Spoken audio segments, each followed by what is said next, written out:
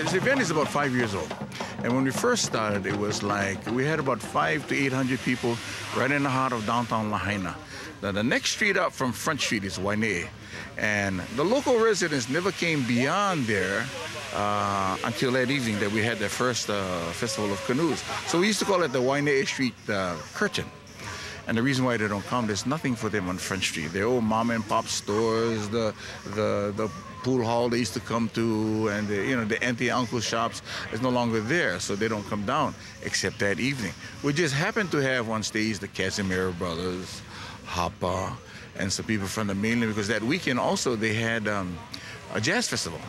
So from that point on, it started to grow into an event like this one, which is now an international event. The whole idea of this renaissance of the canoe, like we are all in this same family, we are all in this family of man, and that if we pull together, there is our success in our lives.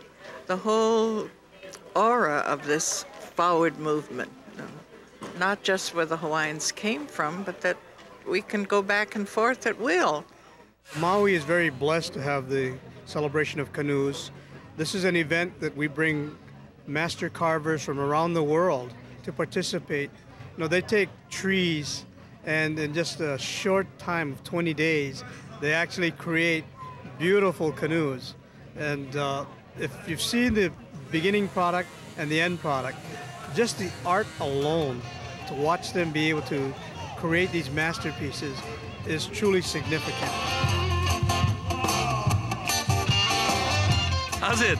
This is Brother Nolan, and you're at the International Festival of Canoes. There's a time when the sea gets rough, but the fishes, they just move the sea. What are you doing, Mr. Man? Every day I watch you move at lightning speed.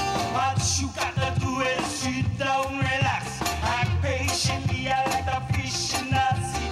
Hold on, hold on, gotta hold on, hold on. Fisherman say, fish is sailing on the ocean.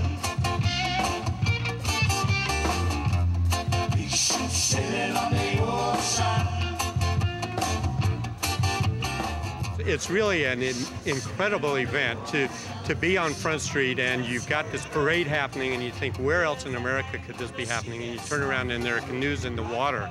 And for tourists, they think canoes are sort of part of the Disneyland background, but really canoes are an essential part of the Polynesian culture, and very much a part of island cultures, in terms of an island is like a little world, and the canoes are like rocket ships. 2,000 years ago when they started, imagine what it would be like when the first guys took off for Hawaii. How did they know it was there? And they do it on these incredible crafts. And in this event, which lasts for 2 weeks, and in the course of the 2 weeks, you see the transformation of logs into ocean-going vessels tomorrow afternoon. It's quite amazing, and it's very much about technology, and it's very much about mythology, and it's very much about the cultures that are shared by people that live on islands. The Wa'a is really, really important, and in our culture, and I think for the reason that that's how we came to Hawaii. The legends say that we traveled on the Wa'a. There is a story about the fire goddess Pele and her family traveling on the Wa'a known as Honua Iakea, and that Wa'a being guided by her brother in the form of a shark whose name is Kamahuali'i. So the Wa'a represents a lot in our tradition. Not only does it represent or symbolize travel, but for me, it symbolizes one's willingness to do things, perhaps, that have not been done before. Like how our ancestors got on the canoe, not knowing exactly where they were going. They took that opportunity and that chance, and they found Hawaii. So one legend says, all right. So as we take our journey in the hula and music, sometimes we have to do just that. We have to do things that people would not necessarily see as tradition, but we try our best to do it in respect to tradition. And if that canoe and that journey is good, we'll be successful. We'll reach our destiny. But if it's not so good, it doesn't mean we're not going to reach our destiny. It means we're going to backtrack and try another time. So for me, that's what the Wa'a symbolizes. I feel this event is important because it It rejuvenates and perpetuates the canoe culture. The canoe culture for us Polynesians is, well, you can liken it to DNA. For it, within the canoe culture, the strands of our history all come together, they all tie in together. And they hold the collective memories, if you like, of our heritage, of our past.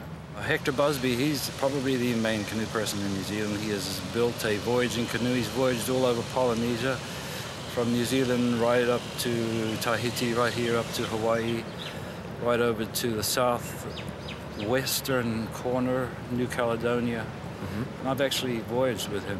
Most of our canoes, we have a figure on the front and also a stern post at the back.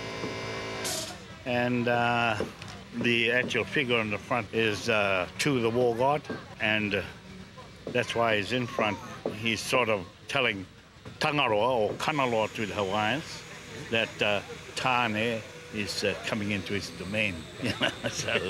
So and all the normally the big war canoes, we have figures and stuff on the you know, we've just got ordinary carving, or we just do pretty it up. We don't normally put carvings on the fishing canoes, but of course it's staying here. Well, we thought we'd do a little bit, you know, extra for the, yeah.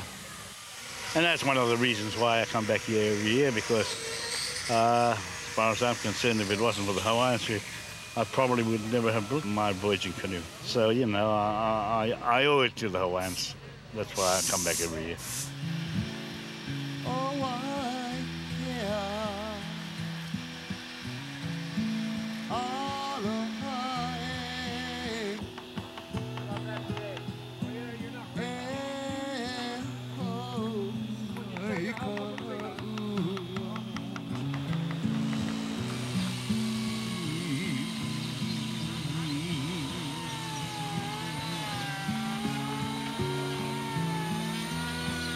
My grandfather was a canoe builder, and I guess you might say he was the one that planted the seed.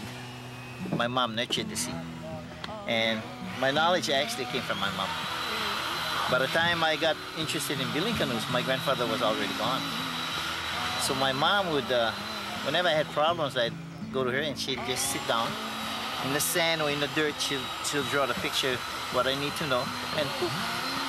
So I would say she was the keeper of the knowledge.